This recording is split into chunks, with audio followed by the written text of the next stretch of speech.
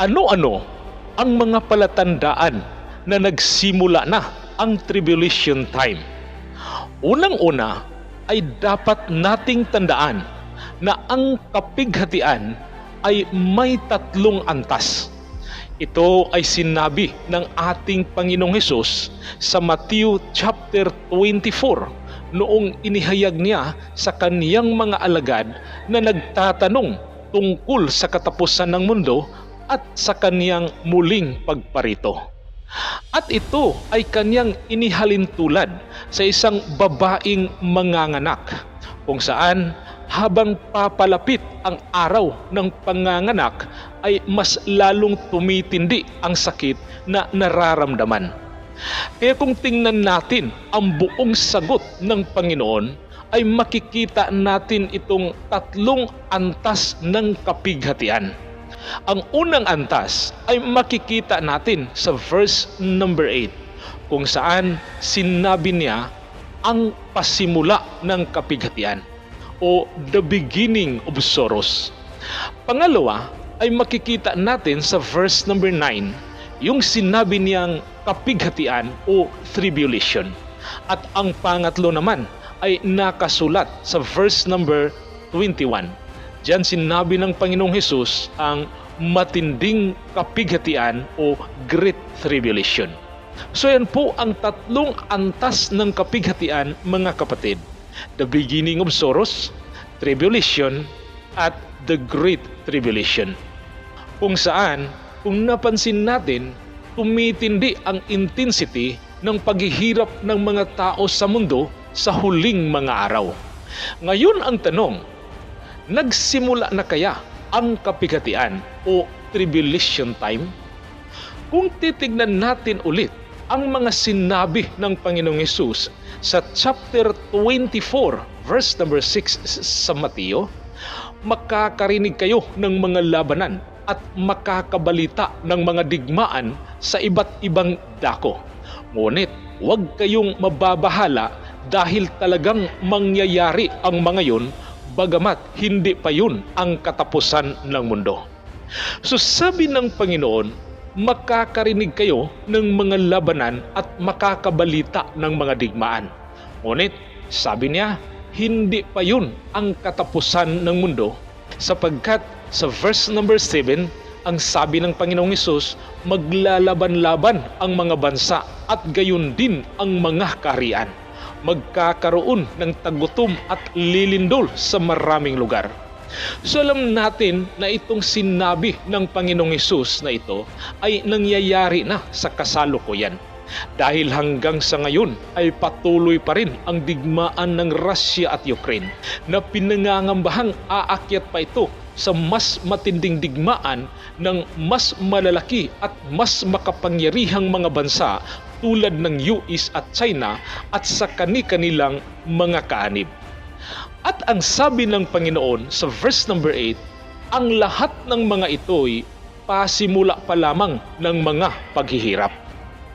Ibig sabihin, kung tayo ay nagtatanong kung nagsimula na ba ang tribulation time, mga kapatid, malinaw ang sagot ng Panginoong Hesus. Ito ay pasimula pa lamang ng paghihirap. Ibig sabihin, tayo ay papasok pa lamang sa unang antas ng kapighatian. Yung sinabi ng Panginoong Hesus na the beginning of sorrows. Dahil nakikita at naririnig na natin ang mga sinasabi ng ating Panginoon nung sinagot niya ang tanong ng kaniyang mga alagad tungkol sa katapusan ng mundo at sa mga palatandaan ng kaniyang muling pagparito. Kung tingnan nating maigi ang sagot ng ating Panginoon, ay talagang masasabi natin tayo ay papasok na talaga sa beginning of sorrows, kasi lahat ng mga binabanggit ng Panginoong Hesus sa talatang iyon ay talagang nakikita na nating nagaganap na ang mga ito. Andyan na ang mga taong nagpapanggap na sila ang Kristo. Andyan na rin ang salot o pestilence. Andyan na rin ang digmaan ng mga bansa na sa kasalukuyan ay patuloy pa rin. At sigurado po tayo na susunod na ang sinabi ng Panginoong Hesus na tagutom.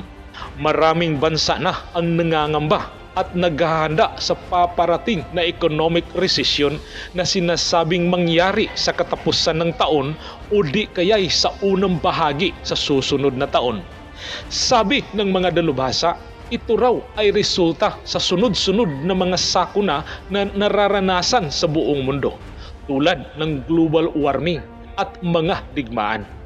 Dahil dito, nagkaroon ng kakulangan ng pagkain sa buong mundo kasi unang-una ay hindi makapagtanim ng maayos ang mga magsasaka dahil sa sobrang init at pag-iiba-iba ng klima sa kani-kanilang mga lugar. Sa katunayan, ang United Nations na kinabibilangan ng 193 bansa ay nagdaos ng tinatawag na The Food Systems Summit noong September 23, 2021 sa New York upang pag-usapan ang pangdaigdigang kakulangan ng sapat na pagkain at kung paano ito matugunan.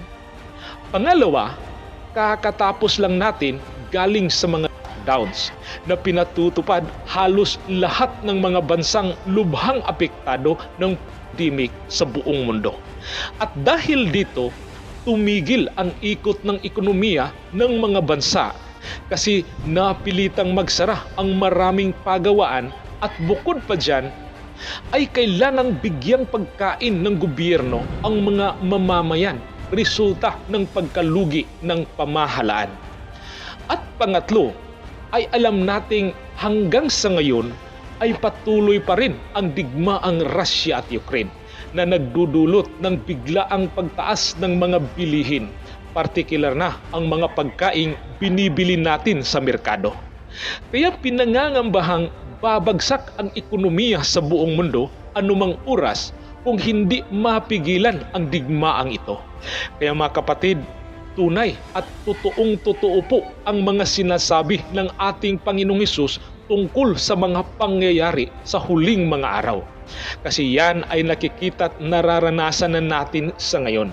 Kaya sa pamamagitan ng mga inilalahad nating mga katotohanan ito, ay masasabi nating tayo ay papasok na talaga sa unang antas ng kapighatian tulad ng sinabi ng Panginoong Hesus na the beginning of sorrows. At sana wag po nating ipagwalang bahala ang mensaheng ito at ihanda natin ang ating sarili para sa mas matindi pang mangyayari sa susunod pang mga araw. Kasi aasahan na natin ang sinabi ng Panginoong Hesus at sinabi rin po ito ng mga dalubhasa na sa susunod na mga araw ay magkaroon ng matinding gutom sa buong mundo. Hanggang dito na lang po at kapatid, bago po kayo malis ay sana makapag-subscribe po kayo sa King Munting Channel. Hangad po natin na mas marami pang makapanood sa mensaheng ito at pindutin nyo na rin po yung notification bell kasi marami pa po akong gagawing mga mensaheng katulad nito. Maraming salamat po sa panonood. Ingat po kayo at God bless.